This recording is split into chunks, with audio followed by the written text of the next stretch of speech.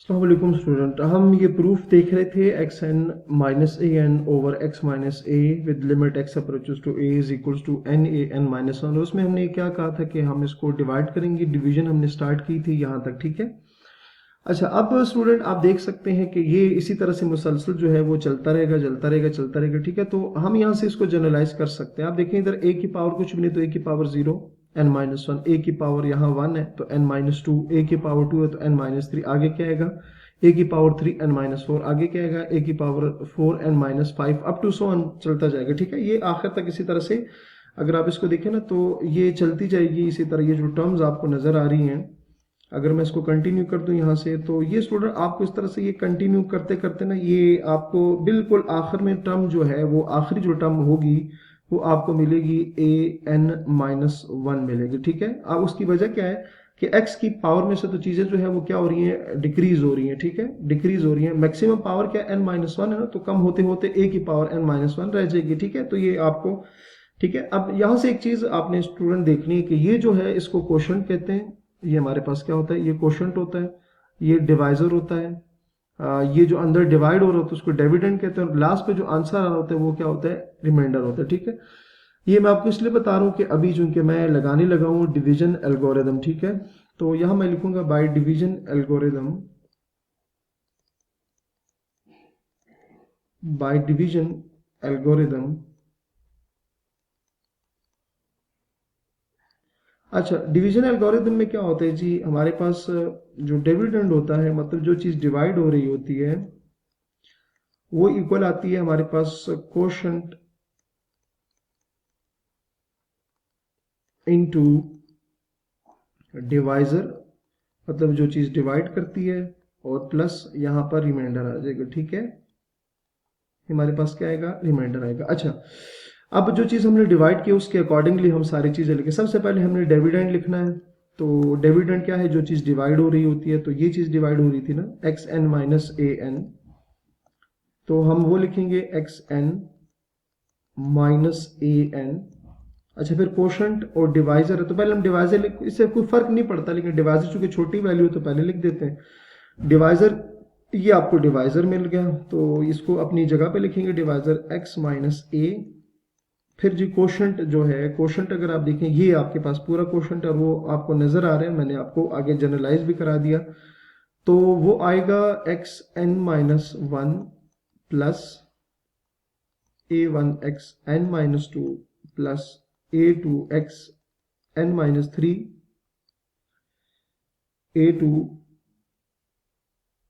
N minus three, और यहां से अप टू सो वन। तो ए की जो वैल्यू है वो हमने फिर लिखा एन माइनस वन होगी, ठीक है।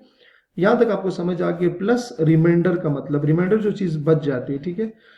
अच्छा स्टूडेंट, यहाँ अगर आप देखें ना तो ये इसको बिल्कुल एग्जैक्टली डिवाइड करता है, मतलब ये जो x माइनस ए है ये इसको कंप्लीटली डिवाइड करता है। इसमें कोई क्योंकि कोई चीज़ भी कॉमन फैक्टर नहीं बन रही तो इसका मतलब ये इसको कंप्लीटली डिवाइड करेगा। कंप्लीटली जब भी डिवाइड करते हैं, जब एग्जैक्टली डिवाइड करेंगे तो रिमाइंडर उस केस में जीरो होता है।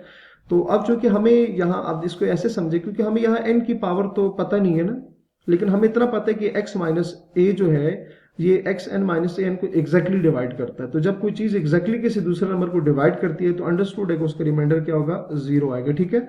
यहाँ इसको आप मत देखिए कि ये रिमाइंडर तो जीरो नहीं आ रहा, क्योंकि अभी हम कंटिन्यू चलते जा रहे हैं, कहां तक जाएंगे हमें पता ही नहीं है। तो इसका मतलब है कि जब ये एग्जैक्टली डिवाइड करेगा तो उसमें रिमाइंडर तो जीरो आता है, ठीक है। तो हमारे पास क्या बच गई, ये जो चीज जीरो हो गया, बाकी में जो है मैं आपको लिख के दे देता हूँ। तो x n minus a n x minus a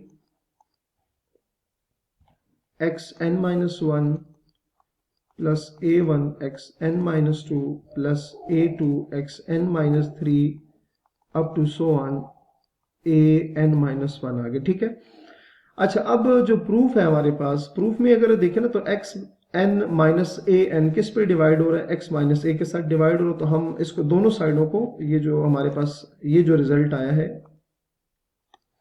result, अच्छा इस रिजल्ट के ना दोनों साइड पे हम डिवाइड करेंगे, divide both side, divide both sides by x minus a. तो हमारे पास आ जाएगा x n a n x minus a x n minus one plus a one x n minus two plus a square x n minus three up to so one plus a n minus one. अच्छा, इसको divide मैंने जैसे कि कहा x minus ए को दोनों साइडों पर डिवाइड करेंगे, तो डिवाइड कर देंगे दोनों साइडों पे x minus a and x minus a. ठीक है, तो ये जो राइट साइड है आपके पास, ये देखें, ये इसके साथ कैंसिल हो जाएगा। ठीक है, जबकि लेफ्ट साइड तो एज इट इज आएगी। अच्छा, फिर हमने देखा कि जो प्रूफ है उसमें डिवाइड करने के बाद लिमिट भी अप्लाई हो रही है, तो हम दोनों साइडों पर लिमिट भी अप्लाई कर देंगे। ठीक है, तो लिमिट, दोनों साइडों पे लिमिट अप्लाई कर देंगे। Limit x N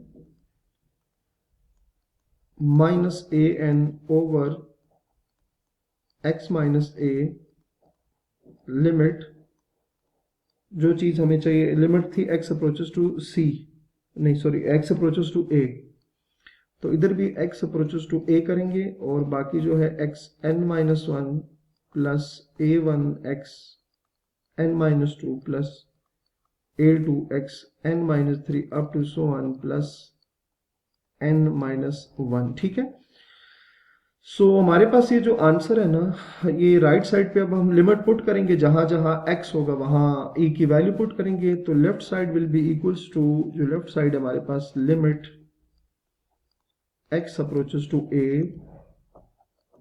x n minus a n over x minus a, और जैसे कि मैंने कहा राइट साइड पे जहां जहां x है वहां आपने a पुट करना है, तो इधर से आपके पास क्या बनेगा, x की जगह a raise to the power n minus one, a raise to the power n minus one,